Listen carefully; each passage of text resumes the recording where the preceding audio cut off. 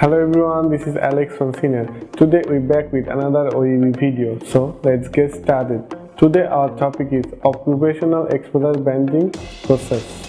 The preferred and alternative positions for source as ranked 1 as ranked 2 respectively.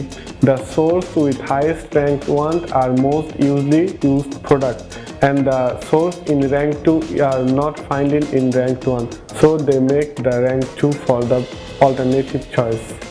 If the toxicological information can find in rank 1, no need to allow to rank 2. However, it's crucial to remind that rank 2 sources are valuable as rank 1 source. For a certain endpoint, rank 2 and rank 1 are different between the two sources. If you are interested to see OEB videos, please subscribe our channel, like on our video, share with your friends. Thanks for watching.